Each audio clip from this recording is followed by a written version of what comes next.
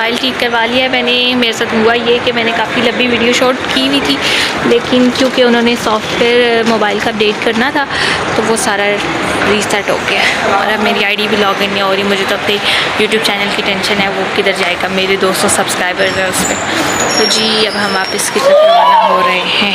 अस्सलाम वालेकुम, कैसे हैं आप सब? उम्मीद करती हूँ सब खैरियत से होंगे। तो आज हो गया प्रैंक मेरे साथ। मैंने बड़ा मज़े का व्लॉग एक शूट किया था। मैं गई थी अपना मोबाइल ठीक करवाने। ये न्यू मोबाइल मैंने लिया था कोई 4 महीने पहले, इन्फिनिक्स का Note 12। तो ये ना इसमें टेक्निकल इश्यूज बहुत थे।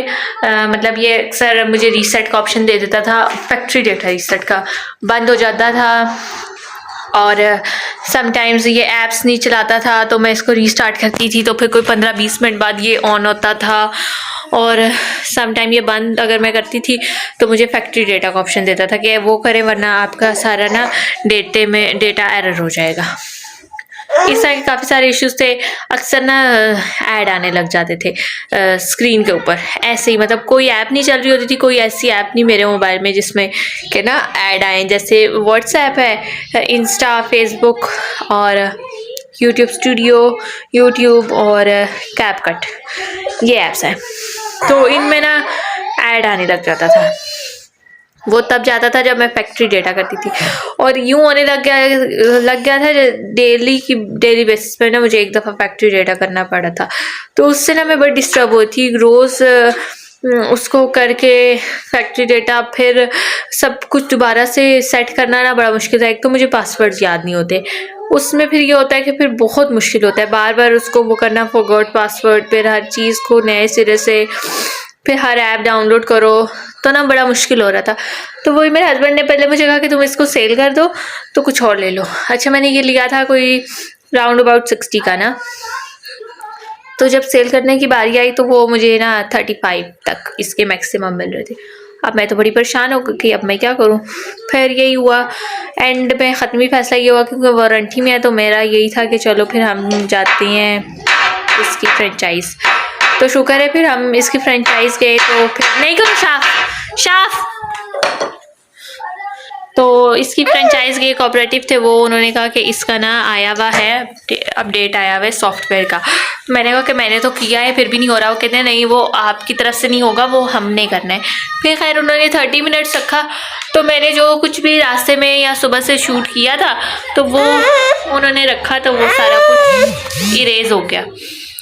तो फिर अब यही है कि नए सिरे से सब मुझे करना था।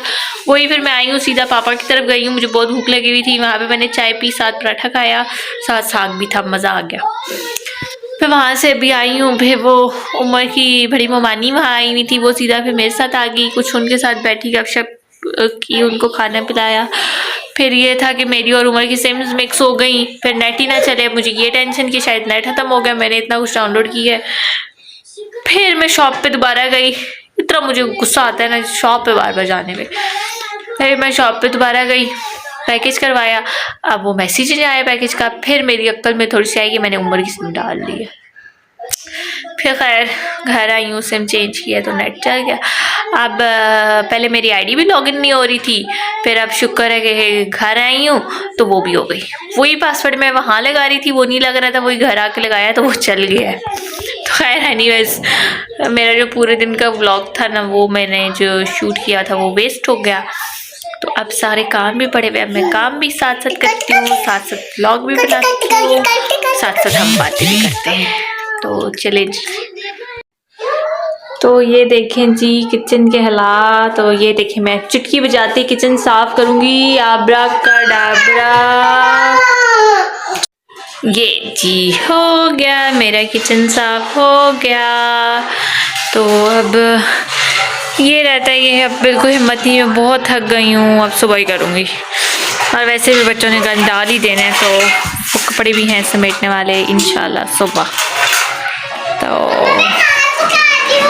ये हालात हैं। और ये है मेरा टीवी। शुक्र है कि नेट मेरा ठीक हुआ, क्योंकि नेट भी बहुत ख़राब था। अब देखूं खाने पीने के लिए क्या बच्चों को देना है, क्या मैंने खाने, क्योंकि मैंने कुछ नहीं बनाया था। ये जी नीचे से आ गए, चिकन चिली है और क्या चिकन मंचूरियन है। चिकन चिली लग रहा है। चिकन चिली और एग फ्राइड राइस आए नीचे से, मुझे बहुत भूख लगी हुई थी और मेरे कल के दाल चावल भी पड़े हैं। तो ये है कि मेरा जो डिनर वाला वो खर्चा था वो ख़त्म हो गया, मतलब जो मुझे अपने लिए डिनर बनाना था। अब मैं खाऊंगी ये दोनों चीज़ें यम्मी यम्मी, मुझे बहुत भूख लगी थी। साथ रखती हूँ ग्रीन टी, और जितनी देर में ग्रीन टी बनेगी मैं खाना खा लूँगी और फिर हम ग्रीन टी भी पी लेंगे। जी तो खाना खा लिया है मैंने। मेरी डिजिटल ग्लासेस देखें, एक साइड से इसका है ही नहीं और एक साइड से है।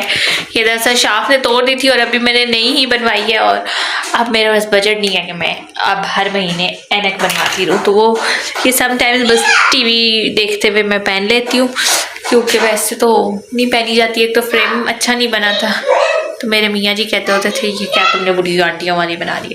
ग्रीन टी भी मेरी बन गई है, तकरीबन नहीं पूरी बन गई है। तो पहले मैंने सोचा कि शाम को मैं सुला लेती हूँ, क्योंकि वो दिन को नहीं सोया तो वो मुझे बहुत तंग कर रहा था। तो फिर अब मैंने सोचा कि नहीं यार, मैं खुद भी थकी हुई हूँ ना, तो पहले मैं ऐसा करती हूँ कि नमाज पढ़ के ना, तो और तो कोई काम नहीं है, अब सफाई सुबह ही करूँगी। खाना यही था, खा लिया अल्हम्दुलिल्लाह। तो अब और कोई काम नहीं है, किचन साफ हो गया है। तो मैं ना फिर यही करती हूँ कि ना नमाज पढ़ के ना, तो साथ ही फिर इसको भी सुला लेती हूँ। शाफ आपका फीडर किधर है? शाफ फीडर कहाँ है? बुनियान शाफ की बाहर निकली हुई है, चलेगी। और ना क्या कर रही हो आप? फीडर शाफ का पता है कहाँ है? तो वो ये है कि अरे अभी मैंने कहीं फीडर देखा था। अच्छा अंदर कमरे में होगा। नहीं, कमरे में भी फीडर नहीं है। फीडर कहाँ है बेटे?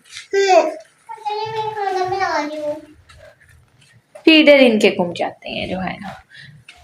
पापा ने फीडर में से दूध चाय खत्म करो ताकि नया दूध चाय डालूं मैं। फीडर नहीं मिलेगा मुझे शाफ का, अभी मैंने कहीं देखा है फीडर इसका। आपका फीडर तो ये पड़ा हुआ ना सामने ही। अच्छा जी, चलो जी, लग गई मेरे बेटे को। ओए मेरे चोगोरे मेरे चोगोरे। इसको दरअसल नींद भी आई हुई है, तो मैं पहले इसको सुला ही लेती हूँ। ऐसे रोता रहेगा तो अच्छा बस मेरी बच्ची। वो देखो ये कौन है, इधर देखो। वाह बता। ओए मेरी जोकर है ना, मेरी बेटी है ना। वाह बता, लगी थी? किधर लगी थी? इधर लगी थी। मेरी बेटी, मेरी सादी बच्ची, मेरी शेर बेटी। चल जी, पता नहीं क्या करूं, मुझे खुद समझ नहीं आ रहा। अब चुप हो गए। मेरा दिल यही है कि इजीली नमाज पढ़ के ना, तो मैं भी एक ही दफा लेटूं, क्योंकि मैं भी खुद बहुत थकी हूँ आज। वो जहाँ पे मैंने गूगल सर्च किया था ना, उसमें आ रहा था कि वो शहबाज प्लाजा में, मैं उसके आगे मैंने राइड एंड करवाई, तो उसमें जो था ना कस्टमर केयर नहीं था, वैसे इन्फिनिक्स की शॉप्स थी। तो फिर वो पूछा तो वो रानिया मॉल में था। अब रानिया मॉल का वॉकिंग डिस्टेंस कोई 5-1 मिनट का था, तो वो इतनी क्राउडेड थी ना। सदर अगर आप लोगों ने देखा होगा तो पता होगा, क्राउडेड होता है थोड़ा। तो उधर ये हुआ कि फिर चौक भी आते हैं, ट्रैफिक भी होती है, तो वहाँ पर मुझे शाफ को उठाना पड़ा, क्योंकि अब मुझे बिल्कुल शाफ को उठाने की आदत नहीं है। वो चल के ही जाता है शॉप तक ही, मैं ज़्यादातर जाती हूँ और कहीं तो जाती नहीं हूँ। अगर कहीं दूर जाना हो तो पापा या आंटी साथ होते हैं, तो ये है कि पापा फिर शाफ को कैरी करते हैं। तो मेरी बिल्कुल अब आदत नहीं है शाफ को उठाने की। तो फिर ये था कि शाफ को उठा के, और वो था भी 2nd फ्लोर पे, और काफ़ी बड़ा मॉल था। 2nd फ्लोर पे फिर मैं गई हूँ, उसके बाद जो है ना वापसी पे भी उठा के लाई, और तो मेरी बाजू थक गई। फिर ये सो गया था गाड़ी में, हुई फिर इसको गोद में रखा, तो ना मेरी बाजू बहुत थक गई है, दर्द हो रहा है। तो अब मेरा भी यही है कि एक ही दफ़ा फ्री होके ना फिर रूम में जाऊँ। तो चले, अब वो खेल रहा है तो मैं जल्दी से नमाज़ पढ़ लेती हूँ, और फिर मैं वीडियो को एंड कर रही हूँ। शाफ को सुला के भी फातिमा ने एक और खप डाली हुई है, मामा मुझे मेहंदी लगाओ। उसको फिर से मेहंदी लगानी है, क्योंकि उसका एक हाथ और एक पाँव हाली है। तो चले कर लेते हैं, कोई बात नहीं, इट्स ओके, बच्ची है जी। तो शाफ सो गया है, और अब फातिमा ने जिद की भी है मेहंदी लगाने की। क्या करना है फातिमा? मैं मेहंदी लगाऊंगी, रात हो गई है। रात हो गई है, मेहंदी लगाओगी? तो अब इसको मेहंदी लगानी पड़ेगी वरना ये मुझे सोने नहीं देगी। तो चलें इसको मेहंदी लगाते हैं। तो आज मेरे साथ जो हादसा पेश आया वो मैं शेयर करती हूँ। मैंने पहले भी एक वीडियो में कहा था कि जब जितने भी दिन ना मैं डेली सफाई करती हूँ ना अच्छी से अच्छी, तो मेरे घर कोई नहीं आता, और जिस दिन मैंने सफाई नहीं की होती ना उस दिन लाजमी हो जाता है। आज इसी तरह हुआ कि सुबह मैं उठी, नाश्ता वगैरह किया तो 11 बज गए थे। तो मैंने जाना था फिर उधर, एक मिनट, मैंने जाना था मोबाइल के लिए ना। तो मैंने कहा कि आप बच्चों को रेडी करूँगी और काम किया तो बहुत 2-3 बज जाएंगे, और फ्रेंचाइज का टाइम 6 बजे तक होता है, और मैंने नंबर भी नहीं लिया हुआ था। तो ना एक सेकंड, तो मैंने वो रिज़र्व मतलब नहीं करवाया हुआ था, वो जो कॉल केयर पे ना, ये इन्फिनिक्स का और वीवो का और पता नहीं टेक्नो का होता है ना कॉल केयर, तो उधर मैंने रिज़र्व नहीं करवाया हुआ था। तो मैंने कहा पता नहीं कितना टाइम लगेगा, रश होगा या ये वो ना। तो मैंने फिर ये कहा कि काम नहीं करती मैं, सिर्फ घर समेट के, किचन समेट के, मैंने बर्तन भी नाश्ते वाले नहीं धोए थे और वैक्यूम ब्रश कुछ भी नहीं किया था, मैंने सिर्फ समेटी थी चीज़ें। तो ना मैं चली गई, बच्चों को रेडी किया, तो मुझे जाते जाते इन सब कामों में भी ना निकलते निकलते भी 1-1:30 हो गया था। वहाँ पे जब मैं पहुंची तो 2:15 हो गया। तो यही हुआ कि फिर वापसी में मैं पापा की तरफ आ गई। घर मैंने साफ नहीं किया था, मुझे बहुत भूख लगी थी, मैं पापा की तरफ आई, मैं कुछ खा भी लूँगी, खाली चाय पीना तो मेरी तबीयत खराब हो जाती है। तो वापसी पे उधर पापा की तरफ ही थी, तो बड़ी आंटी आ गई जो कि उम्र की मोमानी है, तो वो बैठी नहीं थी। अब मैंने पापा को कहा कि आप मुझे छोड़ आए, तो कहती हैं कि कोई बात नहीं, तुम्हारे साथ मैं चली जाऊंगी, तो तुम्हें मैं घर छोड़ दूंगी। मैंने कहा अच्छा ठीक है। तो वो फिर वापसी में वो मेरे साथ आ गई। अब वो हमारी, एक मिनट फातिमा, एक सेकेंड, अब वो हमारी फैमिली में वो है ना, वो वाली आंटी हैं कि जो ना सफाई पे बड़ी नज़र रखती हैं। अब ना अब वो आ गई मेरे साथ, मुझे नहीं पता था वो ऊपर भी आएंगी, वो ऊपर भी मेरे साथ आ गई, और वही बात हुई कि मेरा घर गंदा था और वो आ गई और वो बैठी भी, उन्होंने किचन में भी आके देखा, वो वॉशरूम में भी गई। खैर उस लेवल तक तो गंदा मेरा कभी भी नहीं होता कि वो जो कहें कि बहुत ही गंदा। वॉशरूम भी मतलब गंदा नहीं था, वॉशरूम शुक्र है गंदा उस तरह नहीं होता मेरा। बस ये था कि मैंने वो हमारे वॉशरूम में सेम हो रही है ना, तो वो चूना गिरता है, तो आज वो मैंने नहीं साफ़ किया था तो चूना चूना गिरा हुआ था, और कोई उस तरह से गंदा नहीं होता, क्योंकि बच्चे भी छोटे हैं तो उनको खुद ही मैं लेके जाती हूँ, ये अकेले नहीं जाते कि कोई गंदा करके आए। एक सेकेंड बाद में, तो किचन भी खैर समेटा हुआ था लेकिन बर्तन नहीं धुले हुए थे। तो अब मुझे इतनी शर्मिंदगी हुई, मैंने कहा एक सेकेंड, मुझे इतनी शर्मिंदगी हुई, मैंने कहा कि भाई इतनी सफाइयाँ कर करके और जिस दिन बंदा ना करे उसी दिन कोई आ जाता है। वो पहले भी एक दफ़ा मेरे घर आई ना, तो उस दिन भी मेरा घर गंदा था क्योंकि मेहमान आए हुए थे। तो जब मेहमान आए होते हैं, बच्चे सच्चे इकट्ठे होते हैं, तो ज़ाहिर है तब भी मैस हो जाता है। तो मुझे इतनी शर्मिंदगी हुई कि यार जिस दिन मैं नहीं करती हूँ उसी दिन ही आती हैं, क्या सोचती होंगी। एक दिन तब भी आई थी जब घर मेरा साफ था, लेकिन ना फिर जिस दिन ना हो ना वो बात फिर बन जाती है ख़ानदान में, जिस दिन साफ किया हो तो वो कोई भी नहीं करता, ज़्यादा वो बात हो जाती है कि जिस दिन बंदे ने ना किया हो। खैर एनीवेज कोई बात नहीं, इट्स ओके, होता है। तो अब मैं फातिमा को मेहंदी लगाती हूँ, ये मेरा सर खा रही है, ग्रीन टी भी बनाई है, वो भी ठंडी हो रही है, तो ये मुझे जीने नहीं देगी जब तक मैंने मेहंदी ना लगाई। तो चलें जी, इसको फिर मैं मेहंदी लगा लूँ जी। तो बच्चों को सुला दिया मैंने और अब मैं कर रही हूँ उमर की कॉल का इंतज़ार, और मुझे एक दफ़ा फिर से भूख लग चुकी थी, तो जो बच्चा कुचा था मैंने कहा वो खा लूँ। और उमर किसी अपने होटल के काम से बाहर गया हुआ है, तो कहता है टाइम लगेगा, लेकिन क्योंकि मैंने उसको आज के पूरे दिन की बहुत सारी बातें बतानी है तो इसलिए मैं उसका वेट कर रही हूँ। तो एक बात आप लोगों से भी शेयर कर लूँ कि मोबाइल परचेज़ करते वक्त काइंडली अपने मोबाइल की EMI ज़रूर चेक कर लें, क्योंकि आज जब मैं मोबाइल ठीक करवाने गई तो वहाँ पे 99.9% कस्टमर इस चीज़ के थे कि जिनके मोबाइल काम करना छोड़ गए थे और जिनकी सिम्स बंद हो गई थी, जिनका पीटीए गलत प्रूफ था, जैसे किसी ने नया मोबाइल लिया है तो जो ये अक्सर बाहर से मोबाइल आए होते हैं ना, वो 2 ढाई महीने चलते हैं, उसके बाद वो बंद हो जाते हैं, उनको पीटीए प्रूफ करवाना पड़ता है। तो वो भी इन लोगों ने ऐसे ही सेल किए हुए थे। तो वो वाले कस्टमर्स बहुत ज़्यादा थे, मतलब जो भी ये मसला लेके आया था, फिर उनको कंपनी वाले कह रहे थे कि आप ये मोबाइल वालों से जाके राब्ता करें, तो वो आगे से कहते कि मोबाइल वाले तो मान ही नहीं रहे। तो काइंडली आप मोबाइल लेते वक्त अपना ईएमआई लाजमी चेक करें। और मुझे तो खुद खौफ आ गया, लेकिन शुक्र है कि ना मैंने खुद, मुझे इतनी परचेजिंग की वो कोई नहीं है अक्ल, और ऐसी चीज़ें तो मैंने कभी खुद परचेज़ की भी नहीं है ना। ये वही मेरे हस्बैंड के मोबाइल की शॉप थी, तो उधर से मेरे हस्बैंड ने उसको बता दिया था मॉडल, और उसने, मैं जब गई हूँ तो उसने मंगवा के रखा हुआ था और उसने मुझे ओपन करके स्टार्ट करके दे दिया। तो इसलिए हमारा थोड़ा-सा ट्रस्ट वाला काम ये था कि उमर का फ्रेंड था। लेकिन आप जैसे ये बड़ी-बड़ी मोबाइल मार्केट्स में जा रहे होते हैं तो ना उसमें पैचेस वाले मोबाइल, आजकल पैचेस वाले मोबाइल भी चले हुए हैं। एक कस्टमर थी, उसका ये पैच वाला मसला था कि उसका ईएमआई मैच नहीं हो रहा था।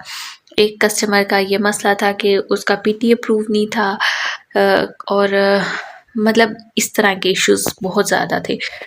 मेरा तो शुक्र अल्हम्दुलिल्लाह ऐसा कोई नहीं था, मेरा टेक्निकल इशू था जो कि उस वक्त सॉल्व हो गया, क्योंकि उन्होंने वो सॉफ्टवेयर अपडेट था इसका कोई, तो वो कर दिया। और आप लोग जिसने भी मोबाइल लेना है, जो मेरी तरह ज़्यादा अक्लमंद नहीं है, या जो ख़ास तौर पे लेडीज़ हैं, या जो बच्चे जोश खरोश में जाके ले लेते हैं, तो काइंडली लेते वक्त अपना आप इन चीज़ों का ख्याल करें कि ये आजकल पता है धोखेबाजी हर जगह है। और मैं ये कहूँगी कि शायद माशी हालात कुछ इस तरह के बन चुके हैं कि हर एक बंदे की नीयत में धोखा ही आ गया कि हम शायद धोखे से कमा लें। तो इसमें ना हमारा कसूर है, तो ना उस बंदे का कसूर है, इसमें हमारी हुकूमत का ही कसूर है कि जो ठीक है आलमी महंगाई है, आई एग्री, लेकिन आलमी महंगाई के साथ हमें सैलरीज भी इंक्रीज़ करनी है ना, कि ये तो नहीं कि सैलरीज वही 10 रुपये है और महंगाई हज़ारों पे है, ये गलत बात है ना। हमें अगर बाहर के मुल्क में अब जैसे उमर दुबई के है ना, तो उमर की जो जॉब एग्रीमेंट है ना, उस पे यही है कि एवरी ईयर उसकी सैलरी इंक्रीज़ होगी। अब 10% या 5% आई डोंट नो, लेकिन मतलब कुछ इस तरह का है। तो ये मुझे बड़ा अच्छा लगा कि यार नहीं, बहुत अच्छी बात है। यहाँ पे तो जो आज बंदे ने स्टार्ट की है और 10 साल बाद भी उसकी सैलरी वही होगी। हाँ, गवर्नमेंट वालों को काफ़ी ज़्यादा बेनिफिट्स हैं, लेकिन प्राइवेट्स वाले जो है ना वो बेचारे पिस जाते हैं, क्योंकि कंपनी से पूछने वाला कोई भी नहीं होता, और बेरोज़गारी इतनी है कि लोग कहते हैं चलो 10-15 जितने की भी मिले तो हम कर लें। तो जी आजकल जो जॉब वाला बंदा है वो तो बेचारा मारा गया, जिसका बिज़नेस है वो ठीक है, और इसी वजह से काफ़ी सारी हाउसवाइफ्स जो हैं इतना काम कर रही हैं। मैंने देखा है कि फेसबुक पे, टिकटॉक पे, ये ना पहले तो कपड़े थे, फिर बैग्स आए, जूते आए, अब ये हेयर पिन्स, बच्चों की पोनीज, कैचर, इस तरह की चीज़ें भी बहुत आ गई हैं जो गर्ल्स सेल कर रही हैं, और this is very good thing. हमें ऐसे बिज़नेस को प्रमोट करना चाहिए और हेल्प करनी चाहिए अपने घर वालों की। घर में रहते हुए कोई किस तरह भी हेल्प कर रहा है तो ये बहुत अच्छी बात है।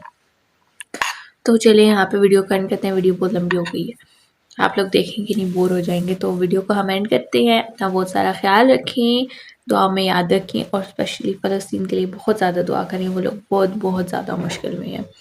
और अपना, अपने घर वालों का, अपने बच्चों का, अपने माँ बाप का स्पेशली बहुत ज़्यादा ख्याल रखें, क्योंकि जिनके नहीं हैं उनसे कदर पूछें कि माँ बाप क्या होते हैं। तो काइंडली अपने जो माँ बाप हैं उनको बहुत अपने दिल के साथ, दिल के करीब रखें।